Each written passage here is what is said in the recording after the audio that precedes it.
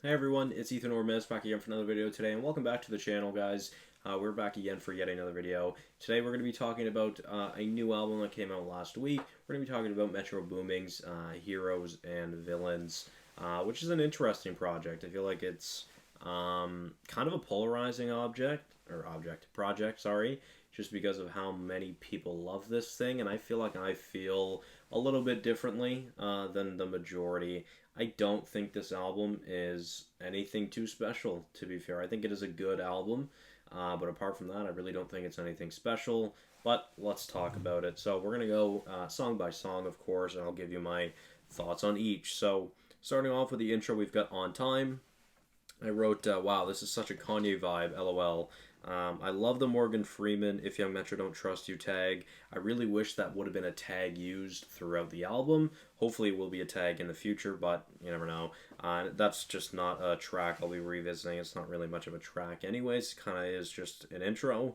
But moving on to Superhero, I love the transition from On Time, and this production is absolutely incredible. Oh my god, Future's flow and the production for the Future verse is incredible. It's fantastic, and I love it. One of my favorite parts from this album. Just really don't like the Chris Brown feature that much. It's grown on me a little bit, but overall, I just wish it was its own song because this is two separate songs. It really is. So Future very much carries, and yeah, I just wish Chris Brown wasn't on this song, or that his part was just a separate song, which is not the first time we have that issue on this album, or I have this issue on that album, or on the album, sorry. So, moving on to Too Many Nights. Wholly distorted drums. Wow, that caught me off guard, but this production is super vibey, and I love Don's performance for most of the song. There's one small part from him that I didn't like. He was kind of like offbeat singing. It was, I don't know, I just wasn't a big fan.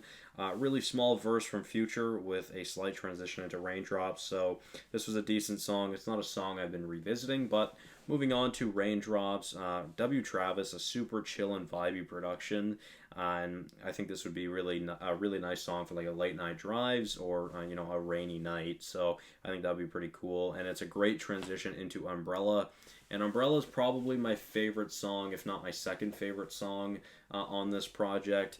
I love the start of this production. The like soul production is fantastic from Metro.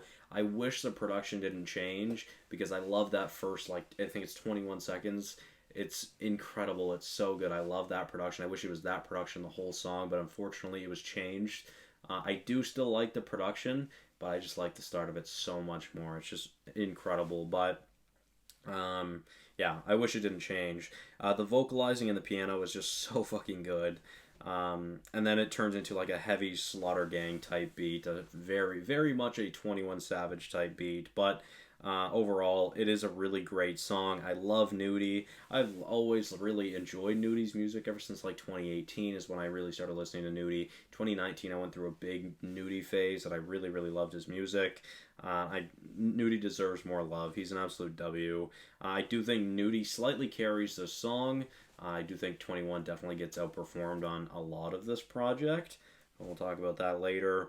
I like the added piano, the added piano throughout the Nudie verse, and then 21 second verse. There's like an added piano, which is really really nice, and I'm a big fan of it. But yeah, in my opinion, Nudie 100% outperforms 21 in this or on that song. Sorry. So moving on to Trance. This is another vibey song from Travis, where I am most definitely looking for a hyper song. When I seen that there was like 3 or 4 tracks with Travis on here, I was really hoping that they were going to be kind of more upbeat, higher tempo, more of a trap orientated, like heavy drum beat. None of them were. None of them were. They were much more slowed down, much more vibey, which is fine. I do like the songs, but it's just not what I was really looking for, unfortunately. I've seen some people say that Travis is the worst part of this album, which I do not agree. I think the worst part of this album is 21, actually. And yeah, which we'll talk about it momentarily. But, well, no, that's not true. I mean, there's a couple artists on here that I wish was not on here, which I do wish 21 was on here, to be fair. I just wish he had better parts. But Trance is fine. It's a decent feature from Thug as well. It's really nothing crazy. It's a decent song, not one I'm revisiting. Moving on to Around Me, I honestly don't even know how Don can sing the way he does because it's incredible. I really like the rage synth in the background. A decent song, but nothing too crazy. But it's not one I've been revisiting, although it is a song that I would listen to.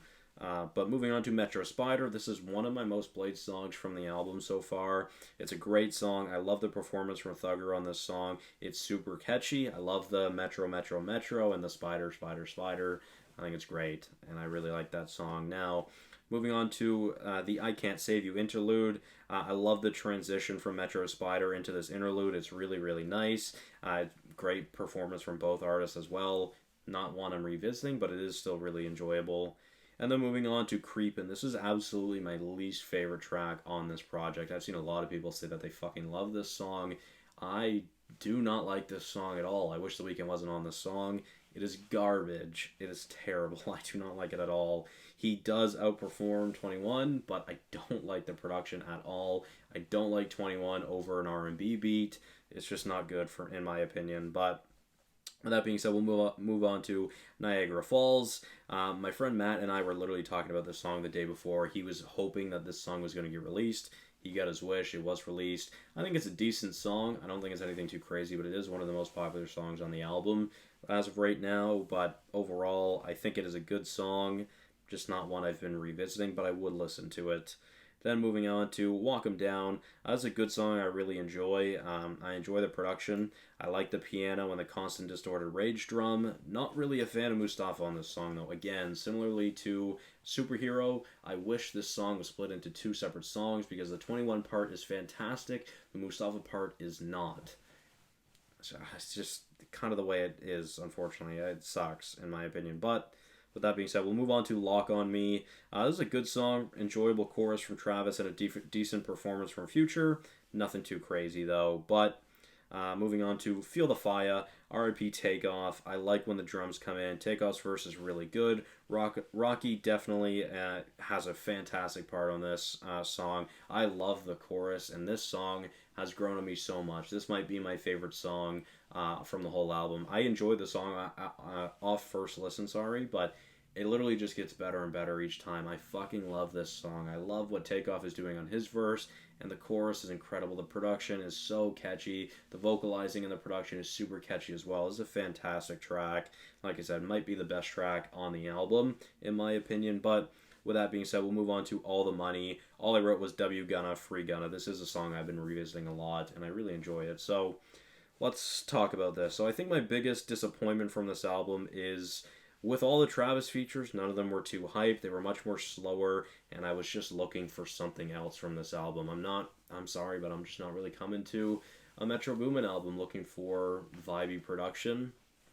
I just prefer the higher tempo, trap heavy, very, trap orientated beats. That's just what I prefer from Metro. I don't like a lot of the R&B tracks that have been coming out in hip hop this year. There have been some really, really bad ones similarly on this album. But overall, I think this is a good project, and I am intrigued to see how it grows on me. It's not really something I've been revisiting over this past week, to be honest. I kind of have, really only a few songs, but overall, again, I think it is a good project. I was slightly disappointed after first listen. I just expected more, to be fair, from this album. I think it's a good album. I just expected more, I guess. I just expected it to be better. I expected it to be one of my favorite albums of the year, but it's not even close, to be honest. But, just slightly disappointed, unfortunately.